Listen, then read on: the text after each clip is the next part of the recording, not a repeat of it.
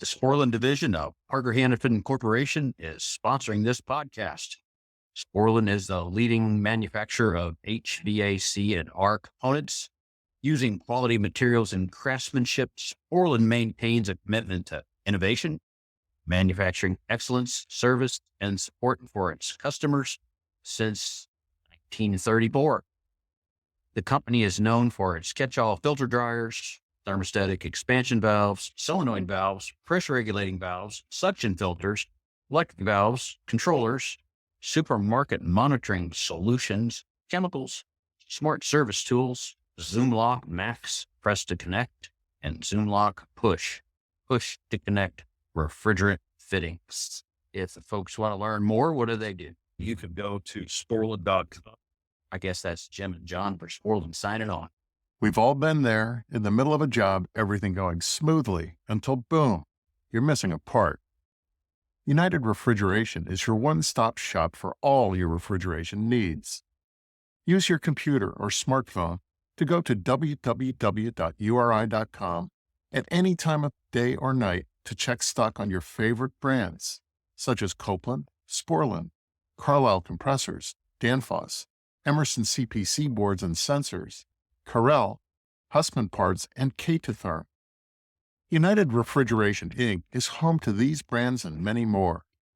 Looking for information on refrigerant conversions or refrigerant banking? Quick access links on the homepage can get you to the information you need. All approved accounts are able to see live-to-the-minute inventory and pricing. Product not in stock at your local branch? No problem. Use the Nearby Stock feature to find a local branch that does have what you need. Are you looking for a branch address, phone number, or after-hours number? That's all available as well. Just click on the branch locator and search for your local branch. Have a model number and looking for a replacement part? www.uri.com/ARP has a vast list of quick pick replacement parts. Just search for the model number of the equipment you're working on and click the Replacement Parts tab. If you don't have an account, click the Register button and we'll have you online in no time.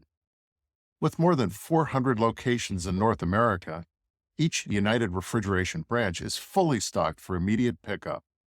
Our branch employees have in-depth technical knowledge, so we can help you get what you need when you need it.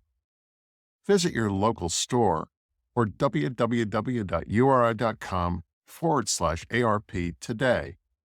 United Refrigeration, Inc. has all your solutions down cold.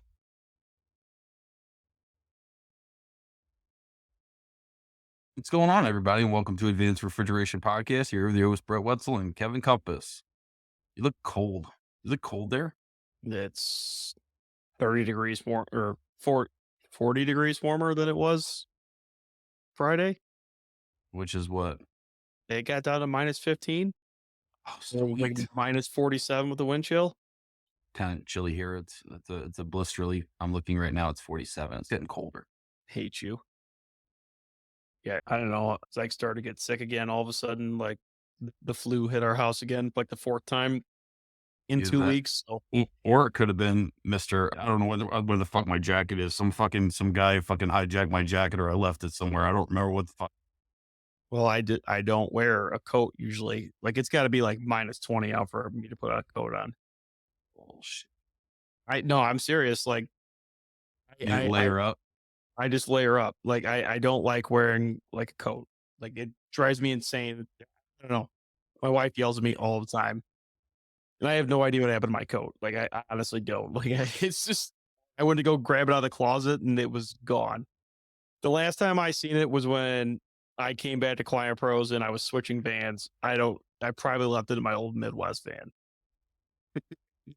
But like I don't know. I just wear bibs in like layers. Like I just wear Under Armour and I just start layering up long sleeves, and then I'll throw on like a Carhartt sweatshirt, then my bibs, and then like Carhartt Arctic sweatshirt. Then I'm Yeah. usually pretty good. It was just so windy. Did you take any time off? No, I took Monday off, like kind of. I've been off since Monday. Actually, Friday. Hate you. No, dude, I had so much vacation time that you need to take some vacation. Yeah, well, like I try to take Monday off and my phone just rings and rings and rings and rings. So it's like, well, I'm getting PTO, but I guess I'm getting sitting here just answering the phone. Well, that was always when I was in a truck. That was always the agreement when I went on vacation, right? I'd take off for 5 days, and I'm like, well, I was technically on the phone for probably about 2.5 of those days, so I know I put it down for vacation, but sorry, what are you gonna do? You're Yeah. technically working. You're technically getting fucking shit back up and running for other people. What are you gonna do? I mean, I should have just went to work yesterday because it was double time still. Oh shit. It's with us, if the holiday falls on a Sunday, Yeah. then Monday's the observed holiday. Ooh. So technically, like those days, you can make like 24 hours of double time because Sunday's double time too. Oh shit. So you could basically make a entire week's paycheck in like 24 hours. Yeah. And guys were doing that because we were like 100 calls in the hole. Oh, got that cold up in Chicago. Oh, it did. Every store was down. There wasn't. I mean, almost like it was bad. Like there was. It was bad. Hold on. Now I have a question. How many A9s and A8s were valved off? I'm gonna guess 8. Me personally, I found 22 A9s valved Oh off. my! Multiple stuff.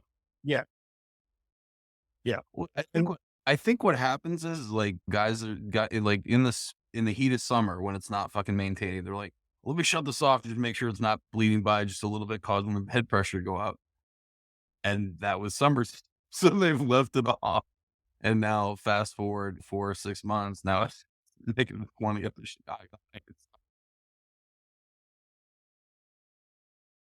yeah. I mean, yeah. I don't know. It was. Like, I have a feeling that like it's imposter syndrome, guys.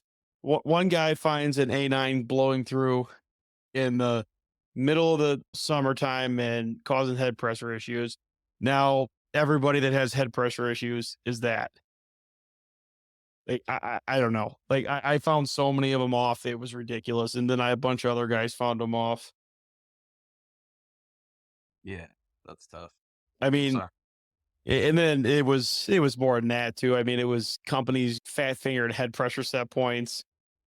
You know, found a couple that somebody tried to sneak some like 60-degree head pressure set points in. Wait, what? Like Yeah, 60 pounds low? oh, 60 degrees. Like mm, it's getting pretty down pretty low, especially if gotta set the whole back in A9. And then Oh, a lot of VFD motors stuck on. oh, just in bypass or? No, like the variable speed motors. Yeah, lot of those. I was on top of an EBM condenser, just contemplating quitting this trade altogether in the middle of the blowing thing, trying to figure out which fan motor I was losing my 10-volt signal for the other motors at. Did you find it? Yeah, yeah, the one that was full of snow. Very finally it up, and yeah, this is just yeah, it was bad. Like it was just bad all around. Like this is, I mean, nothing was sized for it. I mean, the stores that like the stores that got taken care of good and like everything was checked and set up, they were fine. Like the A9s and A8s were set, they were fine. But I mean, there were stores all over the place, old stores that like condenser fans were locked on. I mean, it was just bad all around. Damn. A lot of in-house stores just down. I mean, I don't know, towers frozen all over the place, Oh man. frozen sprinkler lines everywhere. How many vestibules pop? A lot. Yeah. Yeah. That was the one call that I don't know, besides the fan falling in condenser is when you get the call for the vestibule being frozen up. Yeah, that's I just left one.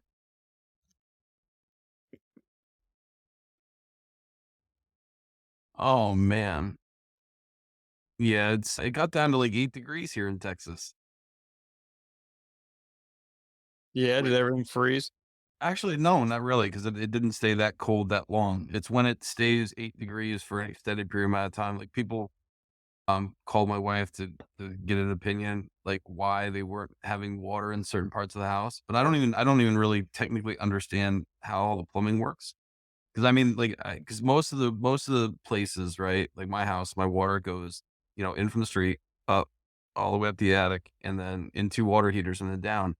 And this guy was telling me that he has nor hot or cold water in one of his in downstairs, but he had it upstairs. So unless it was both hot and cold water pipes froze inside the wall, like before it goes underneath the floor, because there's no basements here, so it's all concrete.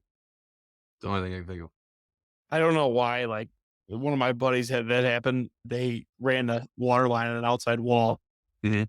So I mean, it ended up freezing. Like all nothing in my house is on the outside wall.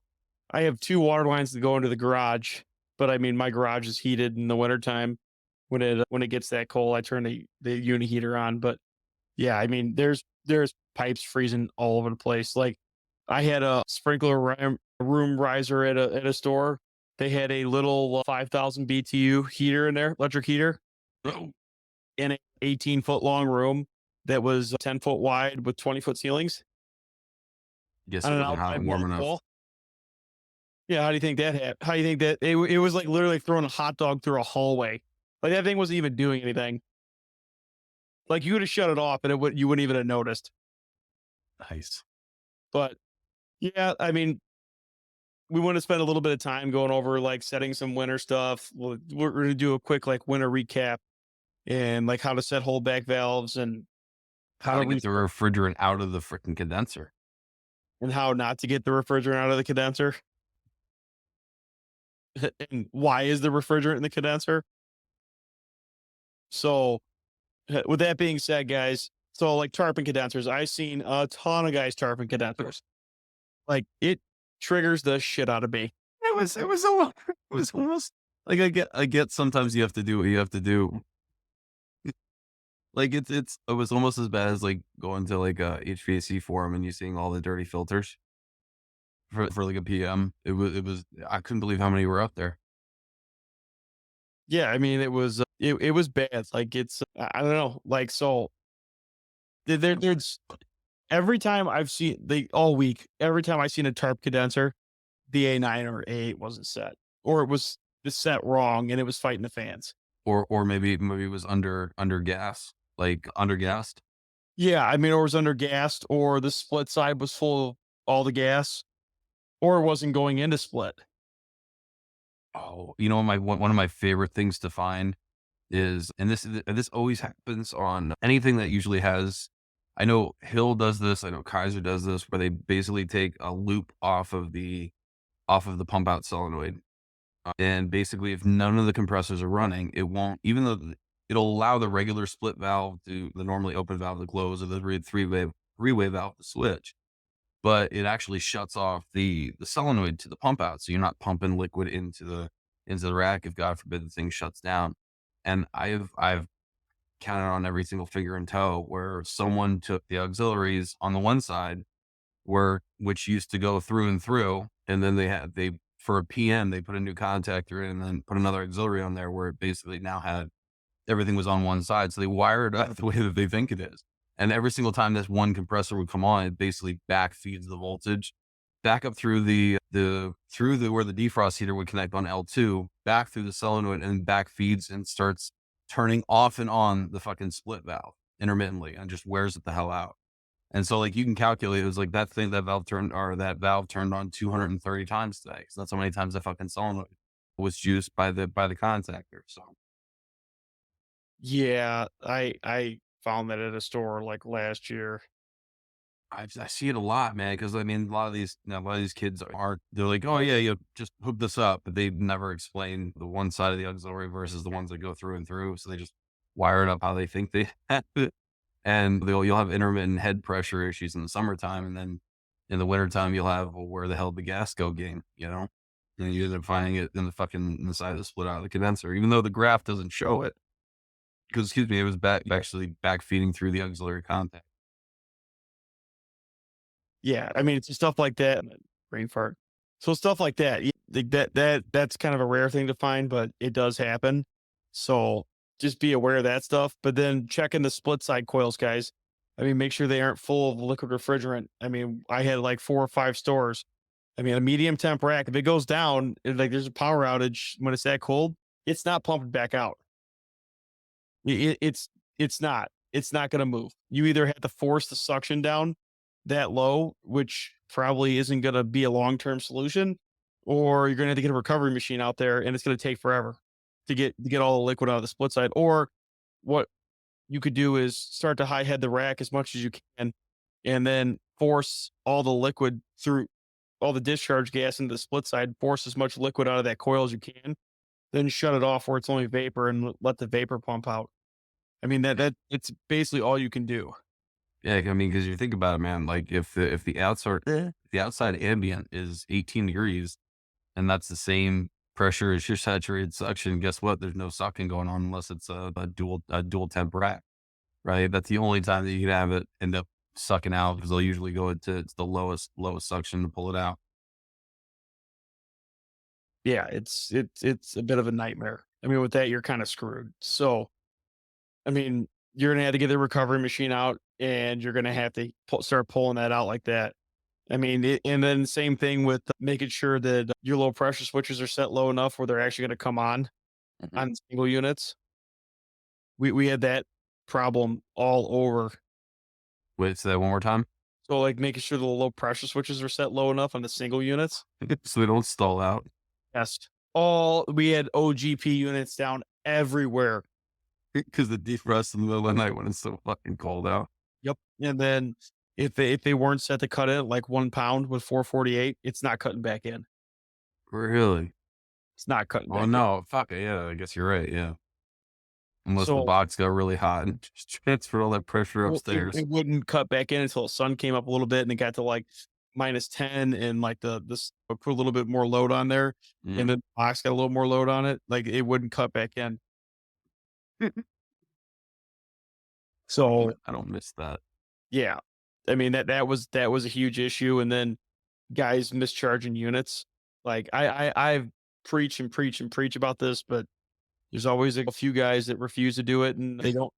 Go ahead. Here's the problem with that. Like, so I get because I mean, we usually is really trying to fill those condensers up to 50 or 60%. You know what I mean? Because that'll give you enough heat craft and all the other manufacturers will tell you there's enough capacity in that receiver now to fill the whole unit, right? And when it goes into holdback mode, when it starts holding that refrigerant, packing that condenser full of liquid. But I mean, how do you tell it's at? I mean, because usually most of the units that I see now, the receiver's at least insulated. So I mean, if the receiver wasn't insulated, you could basically hit it with a map gas torch and find out where the receiver is. You know what I mean? Where the level is. Otherwise, you're kind of figuring out, okay, sight glass is full now, and that receiver will hold about this, and then you're figuring out where how much charge to fucking get it up to that level. What do you do? I mean, that's how I charge them. Like I use the Sporlan chart and I go through and I figure out what the charge needs to be by off the chart, like by measuring the coil and figuring it all out. Then I write it all down inside the unit. So the next guy, all he has to do is figure out what the charge needs to be. Yeah. What Sportland chart are you talking about? I think it's 90-30-1. I think so. Half brain dead right now. 90 dash what? 30 dash one? Yeah. How you Google's listening. Came up even before. Oh, what? I thought you were getting ready to say something. No. Oh. Yeah, so I mean, that's how I charge the single systems. I mean, I use the chart and then figure out what the flooding charge is. Like Hussman actually lists the flooding charges on their Do they really? yeah. They list the flooding charges to flood them 100%. So you got to figure out what it is you need to flood to for that suction. If say it's 80% for whatever given out their air temperature is, so you can quickly figure it out. So like Yeah. it's actually nice with like their single units. Like they have like chassis where they call them, and that's how they rate their coils. So like it'll be like if it has a C and like a certain number in the model number, it's the C chassis coil. It holds 18 pounds at full 100% flood at minus 20. So then you just got to do some math and figure out what it's going to be at minus. Yeah, and then enough to get it at what, 60% up in there. 60%, because that's what they usually say, right? 50 to 60% receiver charge to have a full liquid when it's under flooding? It depends. It really depends on how cold it is, and it really depends on how cold it is and what the load is too. Also, I mean, and how loaded the compressor is. But like that charging chart is like key. And like once you get it down, I mean, it gets a lot easier. Measuring the coils is kind of a pain.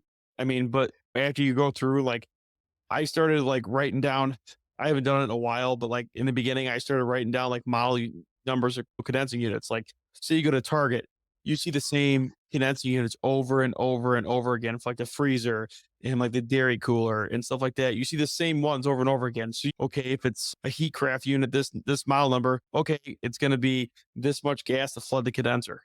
So like you could write it down. You already have it in your notes of how much it's going to be. And then you just got to figure out the difference from what you charge at what ambient. Say it's 70 degrees outside, it's 0% flooded.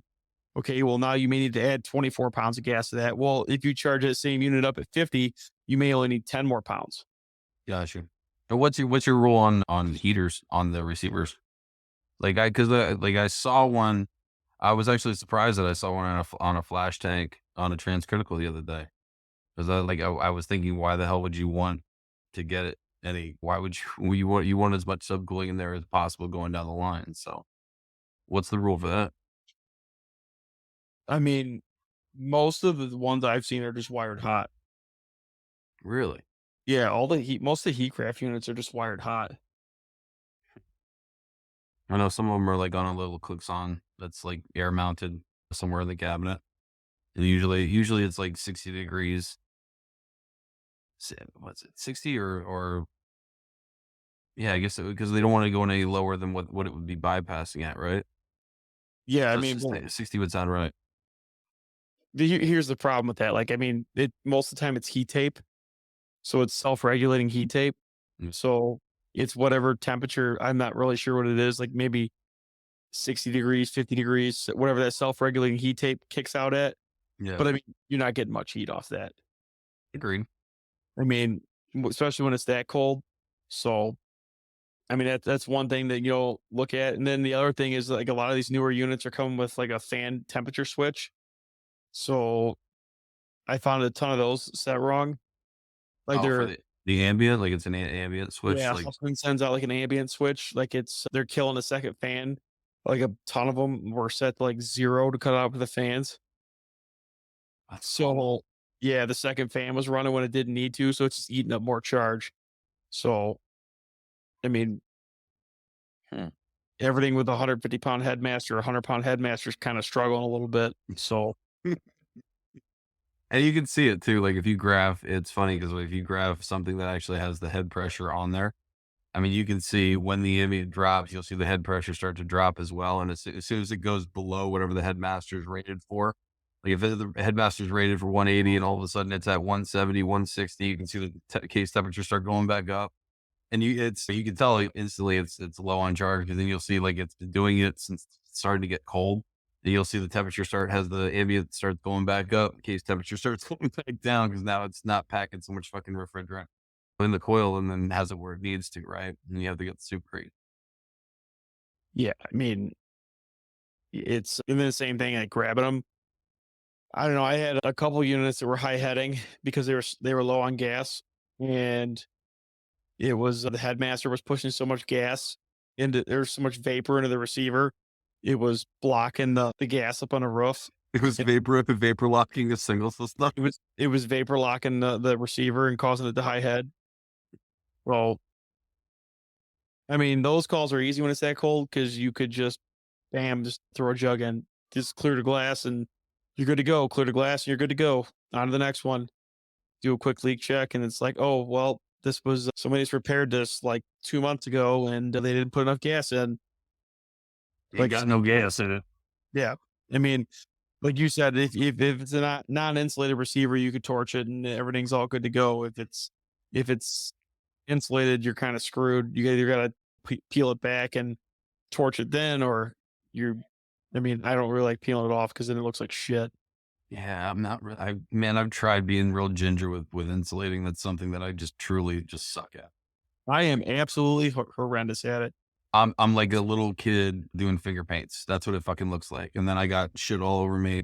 Like same thing with any like I refuse. I can fix just about anything, but like when it comes down to I have to weather seal or caulk like around the bathroom or whatever, I'm like I'm hiring somebody because otherwise it looks like a little kid was like, oh, let me get, and I just make a fucking mess all over the goddamn place. Yeah, I'm not good at it either, so I'm not going to sit here and pretend like I'm terrible at insulating. There's an entire trade for that. So, and then, so yeah, obviously we went over single units. I mean, single units are pretty easy, pretty straightforward. I mean, if the headmaster's screaming hot going into the receiver and it's cold coming out of the condenser, it's low on gas. Now, also remember we do have bigger single condensing units that now have the ORI, the open on rise of inlet, so that'd be your holdback valve. And then like one of the manufacturers is real big for using the differential. Usually it's the ORD 20 typically, and it's just like a stagnant number. It's going to be whatever you put your headmaster at. So if your headmaster's at 180 where it starts holding back 180, now it sees the differential between there. So if it's a 20-pound differential, it won't start feeding until it gets down to about 160, and then it'll start chugging away. I was going to say something. All these condensing unit manufacturers, these people that are putting these ORIs up against the fucking out the cabinet edge, I hate you. It's impossible to set. You don't have a crow's foot that's like diagonal that you can fit in there? Yeah, because I want to do that when it's minus 15 out. I can't feel my fingers, and I'm trying to put a gauge on there, just contemplating just quitting doing this. Just want to bring that engineer out there and just shove his face in there and be like, "You adjust it." How old are you? 30 what? 32? 22. Oh, you're going to be such a curmudgeon when you hit 40. Oh yeah, I mean, if I make it, If you haven't rage quitted about 3 or 4 times. yeah. I mean, I don't know. Like those are nice. I'll always like the adjustable ones. Mhm. And I mean, they're nice if they're set up properly. They work fairly well. But the same thing, if you're low on gas, you're gonna be same thing. It'll be bypassing through that ORD. It'll be cold in the condenser because it's trying to hold back, and it'll be bypassing all the gas through that ORD. I mean, if it's bypassing into that receiver, chances are more than likely you're low on gas. You got no gas in it. You got no gas in it. So I mean, just be aware of that. I mean, racks, same thing. I mean, some racks have the same setup. Like Aldi, for example, they use an A8 and they use an ORD.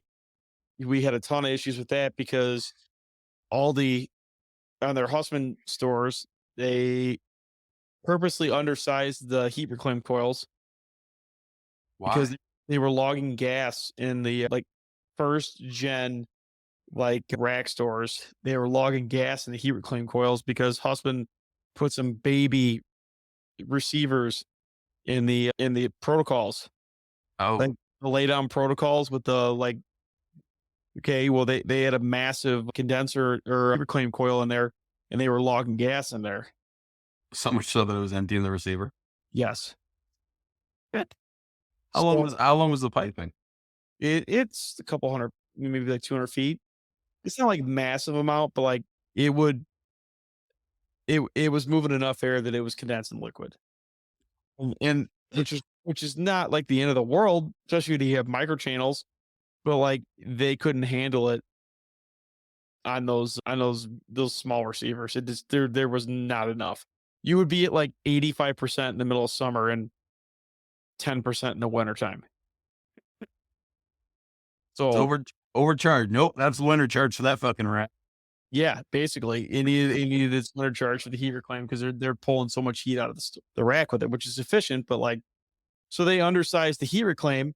So Husqvarna installed a 10-pound check valve in between the heat reclaim lines. So it couldn't get above 10 pounds of pressure drop. Okay, Okay, gotcha. smart. Well, when all these came out, half of them weren't 10 pounds, they were 20s. Some of them were flipped upside down. Some of them were just check valves. It just depend on who put it together that week. I think we found like 48 stores that were flipped upside down. We fixed those. We had massive pressure drops from the heat Yeah. reclaim to the droplet or from the receiver by the time it went through the condenser. And what was happening is the ORD was injecting hot gas because it doesn't know anything besides the discharge. It lost its differential. It has it has a high differential Yeah, from the, well, that's what I mean. Like it starts having a high differential. It just doesn't know what to do. Well, fuck, I have 20 pounds differential. Start feeding. which created this vapor lock in the receiver and then caused all the liquid to back up in the condenser until it finally burped through the equalizing line, and it would burp and then it would like just dump all the liquid out of the condenser, and then the rack would start this vicious like random high cycling head pressure cycling. Now you would only see it in heat reclaim, and then there's still a 17-pound drop on these things from when they're in heat reclaim, and then when they're in split and they're only running on 2 V slab coils, there's a 17-pound drop. So you will hit these times where there's a little bit more pressure drop if there's a decent amount of load in the rack where the ORD starts injecting. So what we've done is we started deleting the ORDs and putting A9s in. So you Because can actually control the differential. correct, because the A9 doesn't care about the differential. It just cares what its outlet pressure is, Yep. which is what it needs anyway. I mean, so and Check then valve's cheaper. yeah, I mean the check valve's cheaper, but the A9 makes the problem go away and stops the energy usage, the high energy usage from that. Because what happens is you're running 6 compressors through 2 V slab coils, microchannel coils in the middle of winter, which is Usually on that big of that big of a rack, you need like 8 slabs. so it's 8 slabs for a condenser or something. 6 slabs, and they shut off 2 slabs for summer split. Okay. So they shut off 2 banks of fans.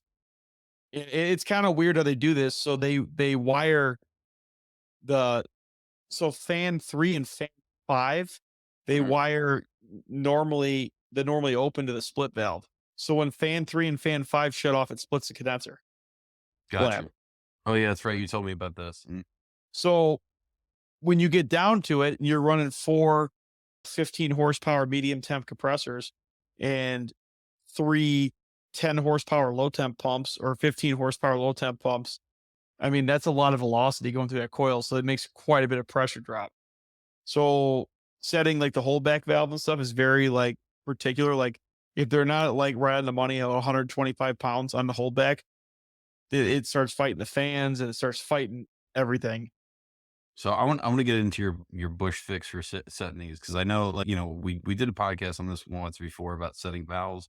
You're like, oh, I do everything by the chart, but there's no fucking way that when it was negative 15 outside, you were like, yeah, I'm gonna set this exactly to the amount of turns. No, like for like when it's that cold, it's cake setting holdback valves. I mean, I'm just dialing them in at that point. I mean, when it's minus 10 out, minus 15 out, we're not running the fans anyway. We're sitting on the holdback valve. So like I'm just dialing it in. Like literally just you're literally just raising and lowering it right off the holdback valve and you're getting instant results. It's not like so like one turn is 70 pounds Yeah. generally. So like in the summertime, like I'm getting them like almost dead within 5 pounds of what they need to be. So like the stuff I did, I didn't really have a problem with. Like, but like there's stores where like tweaked them a little bit and they're at 150 pounds. Well, now they're fighting the fans. So I mean, them, I'm just literally like just slowly opening it, just slowly because 70 pounds is one turn. So I mean, you may need to go a quarter turn and you'll hear it start feeding. Like it'll start whistling like a freight train. So when you roll up on a rack that's actually down, what's your SOP? What are you doing first? If you see that there's no refrigerant in the receiver. Hey guys, today's episode is sponsored by Wilstermeyer Industries Serviceable Oil Floats. Many oil separators contain an oil float to effectively meter separated oil back to the compressors. Westermeyer Industries has taken this concept and perfected it with their new line of serviceable oil floats. These floats feature an improved design with fewer components, allowing for greater manufacturer consistency and up to 20% increased oil flow versus their legacy models. These floats also feature an integrated magnet to shield the oil path from debris and have been field proven in supermarket applications. Westmeyer Industries offer replacement oil floats not only for their own separators, but also cross-compatible models for our competitor oil separators as well. You can find out more about the Westermeyer Industries serviceable oil floats by visiting westermeyerind.com/floats. Once again, that's westermeyerind.com/float. Let's get on with the episode. Depends The what it thing is. is just flatted out. So it depends on what it is. Like if it's like a Target rooftop rack, like where everything's on the roof. So I pretty much my go-to with that is where the rack's on the roof, the receiver skid and condensers on the roof. My go-to with that is because everything's in the receiver and in the condenser. Okay. So my go-to with that is I close the discharge ball valves for the rack, go into the condenser. Yep. I drive the A9 all the way in. Or A80E, whatever you have. I drive it all the way in Okay. to full flow. Make sure the ball valves are open, and then I force the EPRs open. So if it's sort 12s or 15s, I shut off the pilot lines for them. Or Yeah. if it's A8s, I go grab like the biggest circuits I could find, and I open the manual bypass stems. You're talking about the EPR for the suction of all the evaporators, right? I won't do all of them. Like I'll do like the bigger loads. The bigger circuits, yeah. I If, gotcha. if it's A8s, I'm not taking every single cap off. I'll open as many as I. If it's CDS valves, I'm just forcing them all open to 100%. And you're Okay. just trying to get as much flow in there as possible. Yep. And then I'm bypassing a compressor on, whether I'm jamming something in the contactor to keep it on, like, or I mean, that's not the best thing to do, but like when it's that cold and I'm not walking across the roof or sitting on Proact in my phone to, Kick it on. yeah. I mean, so I'm going to force a compressor on. Generally, like the one that's not in warranty or that looks easy to change. Pieces of looking like Yeah. Yeah. I mean, I'm going to get it back on and I'm going to let it go. Like it may go into a vacuum a little bit. It may not. Like if it goes into a vacuum a little bit, it is what it is. You need to get that heat rolling. So what it does is you forcing those ball valves shut, everything is going down into that receiver now. Okay. It's going through like a 5/8 or 7/8 pipe. Yeah. So your velocity is much higher now. And you're getting that pressure behind there now because you're backing up behind that pipe and in that valve. But what happens if you don't have shit in your condenser? Are you just doing that to build up your Oh, pressure? so it builds up the pressure and it'll push whatever's in that receiver into the store. So even if there's like a vapor like mix in there, it's still pushing all that volume into the store. Okay. Which is going to help you just to get a return back. just to get it returned back and build up load. Once that head gets about 180 pounds, I slam the ball valves open for the condenser, and it literally will flush all that liquid out of the condenser. And then as soon as that happens, that receiver's warm and everything goes right downstairs. So let me get this straight. I just want to make sure I got this clear. So when you're the only reason why you're forcing everything through the A9 into the receiver is just to push it through anything just to get as much flow in there as possible. And because you have the discharge line shut off to the condenser, you're building up that pressure. So once that receiver warms up, it's more likely to keep that pressure up. As the pressure starts building up, then you can open up the discharge lines going up to the condenser, and essentially that'll push all your refrigerant out. Correct? That's what you're doing? Push it all right to the receiver, and then that receiver's nice and warm, so it's going to want to go downstairs. Yeah. So I mean, that's generally, I think that's how I restarted just about every single rack we had. Like whether it's even the racks that were downstairs in the mechanical room, I'm restarting them the same way. I'm shutting the discharge lines and I'm building up pressure, and then I flush it back, and then instantly it takes off. So at that point, how do you know that you're not shy on gas? Okay, so once that happens, I'll start to bring it back to normal. I start bringing the EPRs back online, and then I'm starting to bring it back to normal, and I'm trying to look and see what happened. Okay, we logging gas because there's fans stuck on. Are we logging gas? Looking at the head pressure set graphs before that. Are we logging gas because the holdback set too high, or is the A9 not set and it just stalled out because the gas got stuck in the receiver and then it just migrated the condenser? So like I'll get it back up and I'll watch it for a little bit. So you make sure the holdback is set right. I'll set the A9, make sure it's set properly. If it's not bypassing hot gas when it's holding back, I'll go through all that. And then the next thing I'm looking at, because I found this multiple times, if the suction set point is slammed down and the ETR is closed down, you're going to lose your load. And if that rack shuts off, it's not restarting on its own. If it shuts off for more than like 30 seconds to a minute, it's not starting back up. It's just not going to. As soon as that gas gets up on that roof, you're done. It's not starting back up on its own without somebody restarting it.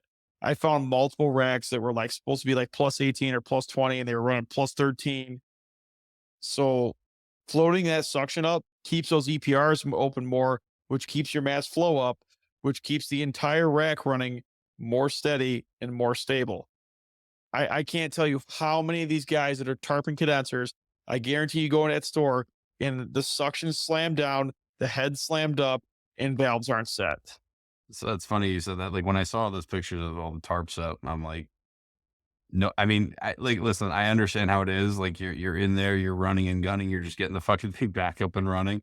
But I mean, there's a multitude of reasons why. Like you said, either your fans are on for your condenser when they're not supposed to, where they're interfering with the A8, A9, where the A8, A9 is not set up properly. Like you said, the suction's down so fucking low, and it sits there and potentially just kind of short cycles where it will shut down the compressors. The pressure's running too low for what the EPRs are doing at that point. And then it basically just sits there and stalls out. And I've seen a bunch of times where you're not putting enough heat into that oil separator. And basically because you're just shutting compressors off and on, it acclimates to whatever temperature it is. So it never really truly heats up. And all of a sudden you end up having an oil failure because that liquid that's created in the discharge of your separator is not warming up past its saturation point. And then becomes a big spool liquid, and then that liquid just feeds straight up to the compressors, and then ends up grenading the compressors. So what happened first, right? The chicken or the egg? So the rack stalled out because the suction was too low, which caused the oil separator to condense into a liquid, and that's what ended up taking out. And it's funny because you teach little tricks like that to somebody, and then they think that every single thing is like the hardest thing possible that it could be. They don't go like whenever we teach an EMS class, it's like those guys that's all they're finding. Go, I need to reformat the E2 because it's not the program lost. I don't know what happened. I'm going to reformat it. Like it seems like whenever you teach anything new, like they automatically stick to that one thing. There it is. Like I mean, I've trained like a bunch of guys up here, like that are like my core group of guys. Like Mm. they all do things the way like I kind of do it. Like they all look at things like the same way. Like they know floating suction and they know how to like look at a rack and say, okay, we can adjust this and to make it better. But like at the same time, they're also like, this thing's been run this way for 15 years. What changed? But at the same time, I'm an extremely lazy person. Having a condenser is the last thing I want to do when it's minus 15 with 50-mile-an-hour winds by myself, trying to get a 30-foot tarp wrapped around something. That it's going to take me less time to set the valves and make this thing work right than it is to tarp the condenser. Very Then again, true. I don't think I can take a tarp off. Yeah, you were saying something to me on the phone where a bunch of stuff was starting to go off on high head like yesterday. Yeah, there was a story yesterday that high headed because they tarped the shit out of it. Trying to trap that heat and trying to keep the pressure.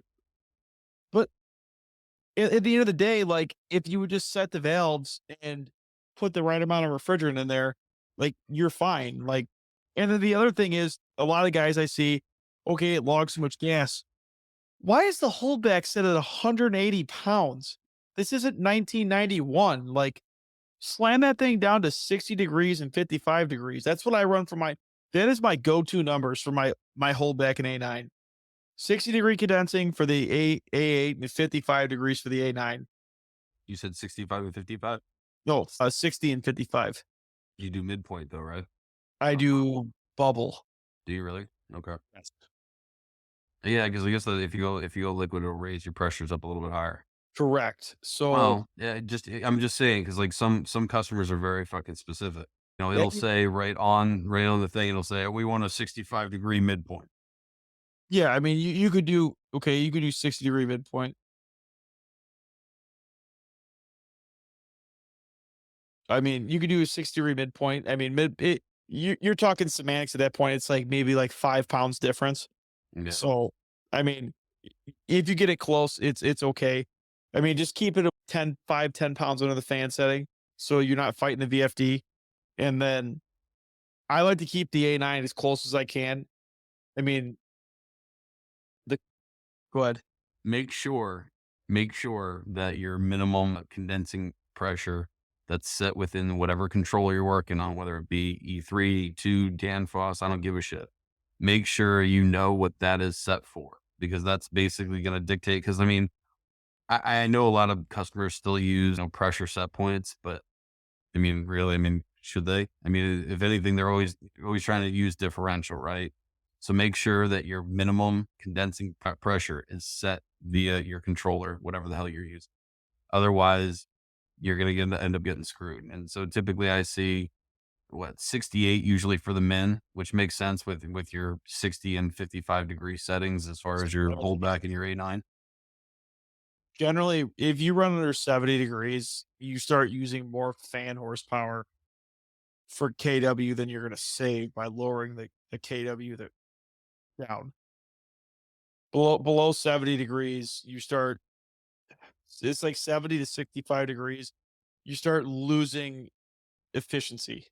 No, I'm just saying, Yeah. check out what what the setting is, right? Because Yeah. if someone never puts a min on there and they have a TD set for 10 degrees and there's no minimum condensing temperature, fuck, the fans are gonna stay on if it's 30 degrees outside and the saturated condensing temperature is 40. That's where it's gonna fucking maintain. Like the EMS guy that slapped the old 55-degree condensing temperature in one of the stores that I had to go to. Oh no, Yeah. why would you do that? He lived in Arizona. You're killing me, kid. You're killing me Why?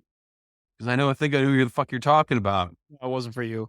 Okay. Oh, it wasn't for you guys'. It was a different company. Yeah, slap the old 55 degrees in there and sent her home. Needless to say, the holdback valve did not appreciate that. So, like, another thing, guys, if you have, like, I can tell you right now, if I walk up to a rack and I grab that liquid line and it's like almost ambient, Mhm. I know for a fact the holdback's fighting the fans. Oh, what was the thing you were trying to show me? I couldn't understand. Had a picture of a Oh, frozen canister, then you had your ORI, your rollback valve that was just completely iced, and then you went to a check valve. What the fuck was going on there? so that was a rack I showed up to, short cycling, get there. The manager starts screaming at me because his cases are empty. When they've been empty, they should have been empty for 2 days, not 1 day. Shit. So he gets there and I'm looking at it. I walk up to the rack and the whole the drop leg, the fucking receiver was just all ice. Like Efficient, ice. I'm efficient, looking at 12 to 18 degrees in a drop leg. I'm like, ooh, low temp rack or medium temp rack. both. Oh, so it barely was staying running.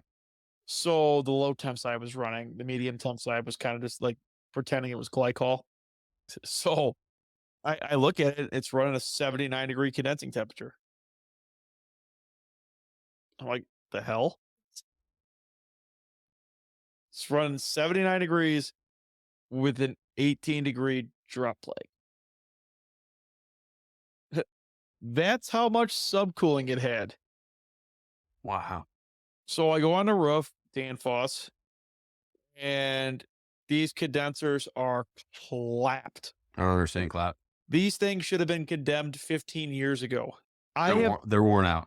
have never seen, besides one old account in the middle of Indiana, with single speed or single phase motors, horse and a half motors You said single phase. ginormous capacitors on them. Wow. So Well, I go up there and there's 2 fans locked on Danfoss on the HOA switches. Because the fans just run all the time because the things are so shot. There's 4 sprinklers under 1 condenser. do they still have the sprinklers going? The sprinklers froze. They were still on. So I go get the fans off and I'm like looking around and I'm like, something still isn't right. Like I still have like a 20-degree drop leg. I look, I'm like, man, that receiver's like, I look at the pressure in the receiver. Oh, 40 pounds. This thing's just stacking. I opened it like a full turn and a half. All of a sudden, the whole rack just starts shaking. All the liquid comes down. Receivers at like 65%. And then look at the 9, valved off, all the way backed out. Set the thing, and thing just takes off. Just takes off and just starts running. Then I look at the ceiling tiles, and there is literally like you could see all the water dripping off all the liquid lines going or because they were just frozen solid. This is a non-subcooled rack from like the So like there's the so there's no insulation on any of the no liquid lines. insulation on any of the liquid lines, so it's just raining. So yeah, I mean like but if you walk up to a rack and I'm just like grabbing the liquid line or the drop like coming down off the roof and it's almost ambient temperature, you're flooding and you're fighting the fans or you're fighting outside air temp, but you're flooding. So I mean, right then and there, I could just tell, like looking at the controller, look at that. Okay, I know I'm not feeding. And then I'm grabbing 8-9. If the 8-9's not hot too, like we got a problem here, Chief. We got valve settings set wrong, or we're fighting fans, or we're fighting the controller. So that's one thing to like keep in mind, like grabbing pipes. Like I'm just walking in there, grabbing around on stuff, feeling 8-9, making sure it's valved on. And then if you find one rack like that, like I'm on there checking them all because I'm not just going to go to a store, get the one rack back going and like just boogie out of there when, okay, well, there's probably more. And like, then you're like, oh shit, here's 3 more 9s valved off. So I go through and I just set them real quick. The nice thing about it being like that cold, like generally if this said an A9, you have to vent it to the suction. You have to close the outlet of the valve or like whatever valve is, you need to isolate it from the receiver. And then you need to vent the outlet of the valve so you can set it. You get a little bit of flow through it, and then you drive it in, and that increases the pressure. Drive it back out, it decreases the pressure. You go slow, crack your gauges about a quarter turn or core puller. When it's this cold, they are quite easy to set. I literally just shut the drop leg ball valve off and literally just start raising it to the receiver pressure stays at like whatever pressure I want it. So say if I wanted 120, I just shut the drop leg ball valve, let all the fans kick on, and then I'll just set my receiver pressure at 120 pounds and then open the ball valve back up and you're good to go. We had a couple stores where like the A9s were undersized or the ORD valve, ORD 20s. Like we had some Walmarts that had ORD 20s. They just couldn't keep up. Like they just didn't have enough flow through them. They were too small for the load on the rack. Did they add capacity to it? No, it's just they just it never got taxed enough where like it ever showed up, but like it was just too small. So we ended up with those stores slapping A9s on them. Problem went away. Maybe because the racks weren't originally intended for like that low of like head pressure, like floating the head that low. I mean, I'm not really sure at that point. Like I didn't really size it. I literally just sized the A9 for it. Well, I needed a 5/8 Ford A9. So threw 5/8 Ford A9 in there and I was able to flow enough hot gas through it. But then problem goes away. Like I always would rather have an A9 because I don't like an ORD 20 just for the fact that it's got a 20-pound differential. So you're 20 pounds lower than the holdback's going to be. So with your A9, external equalized or knock? I just always buy the normal A9. Yeah. I mean, the externally equalized ones are.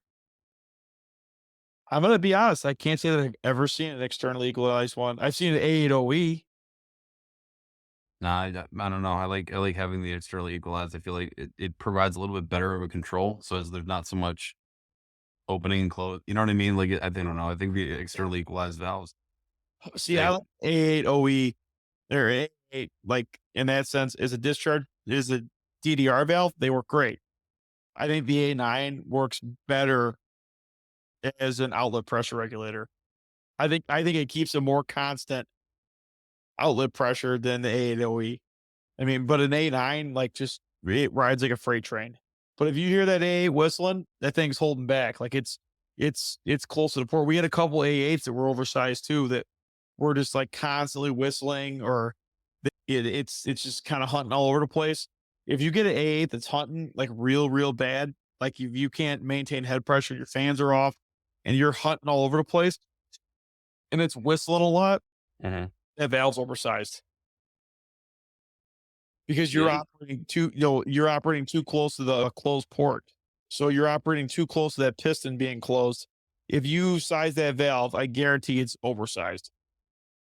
Generally dropping down to the next size down usually will stop it from doing that. Like I had one whistling last week. It was so loud the store was calling complaining about it because you could hear it through the mechanical room in the store. Over the compressors. Over the compressors, it sounded horrendous, like a freight train whistle. That's awesome. But yeah, this just going through and like finding stuff like that. A lot of new construction startups the guys did that just kind of that really got people. Just about every CO2 rack went down. Yeah. Why? Improper settings on the 326 and the core link or what? Improper settings on the 326 and no load. Oh. Well, so like all the Aldis, every single one of them went down almost all the way like through like down south to like St. Louis area. Every single one was down. Pulled the shades down, and all of Pulled a the sudden the shades down. rack collapsed. They all went down about the same time. They pulled the shades down. Shit. The freezer went into defrost, and they all just crashed. So what the reason why this happens is, and we went over this before, but typically, when you put curtains on, you decrease the load by about 35%. And, most of your shit's on your medium temp, right? So that's most of your load right there. And then, and on all these, they have two circuits, typically the low temp freezer, and then they put the meat box on there as well. Well, if they both go into defrost at the same time, now you have no load whatsoever on your low temp, which means you now decrease the load on your medium temp on top of not barely having any load as it is, because now you have all these curtains that are pulled down. So I'm assuming probably right, what, 10:30, 11 o'clock, everything started failing. About midnight, 1 o'clock when the freezer went to defrost, and everything just straight tanked. You start popping off, or did it at least maintain vessel Well, pressure? Really? ye Tell me more. some of the low temps popped off, like, but most of them just sat there and idled. I mean, it was so cold. It was colder than the flat tanks at that point. So, I mean, it kind of just sat there and idled. But I'm at the point with that. Like, I just want to rip all the night curtains down because, I mean, the compressors are oversized. They don't have a turn down, and the hot gas injection is like useless. So like, they just crash. So I mean, there's like almost nothing you could do about it. We tuned a couple stores. Like I had 4 stores that we had retuned Hmm. that they're like a year old, and I kind of trained the store manager, like they know, like not if it's summertime, go ahead and pull the nightshades down, sure, but they don't do it all winter long. Like he shoves them up in the case valance, so they can't do it. Get the fuck up. Yeah, he knows like it's gonna. He's the first one to get the call at 2 o'clock in the morning. That the rack's down, so no nightshades. I mean, it just causes more problems than it saves at that point. Yeah. But I mean, other than that, like it was just a lot of it was heating calls. Tons of stores were like were there 5, 6 quotes out on rooftop of quotes that they haven't approved because well, the store's warm when it's 50 degrees and they didn't approve those core rooftop units in the middle of the store to get parts, and then they are calling on Friday when it's minus 20, Where's my heat exchanger? wanting to approve rooftop parts. Like, no. Yeah, I've been a lot of that. Like tons of unit heaters down like with stuff like that, frozen vestibules. It was just everything was just taxed. Like it was just to the point where like it we're not just even designed for that. Like even up north, it's I hate you. Uh, we're whatever, Brett. I mean, there were stores where like you couldn't even get them to shut the economizers. Like there were stores where the economizers were still 10% open. Like even 10% open with the economizer, it's like the discharge air just couldn't maintain on the rooftop units. Wow. I mean, you're pulling in minus 15-degree air with a economizer 10% open. That's a lot. I mean, that's They usually have a minimum cutout, right? for what? For temperature. Yeah, it depends. I mean, like CPC doesn't, I don't think, and neither does microthermal. Like there's if you have a minimum condenser or a minimum like economizer set point, like if it's 10%, it's 10%. It's not gonna close more than 10%. Hmm.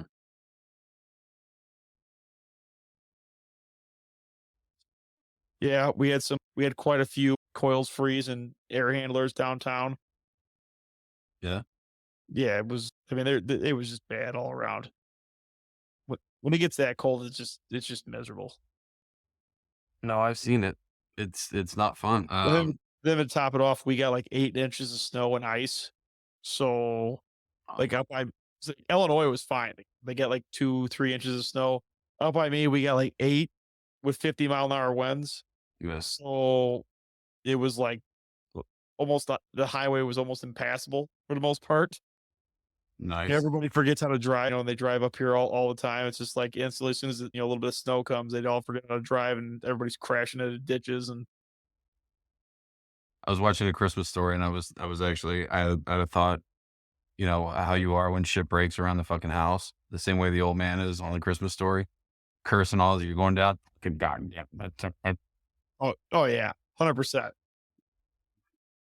100%. Or it's like kids going through drywall, or yeah, I mean welcome to Thunderdome, bitch. there's 5 kids in my house generally 2 to 3 days a week with my nephews, and they're all 8. There's 2 8-year-old twins and an 11-year-old plus my 11-year-old and my 6-year-old. So it's just like chaos in here. Like it's just kids rolling downstairs and punching holes in walls on accident, playing with the VR Oculus. But there was a zombie there, Dad. I swear. Yeah. Well, guys, we're gonna wrap up the cold weather. This sucks, and We'll see you next time.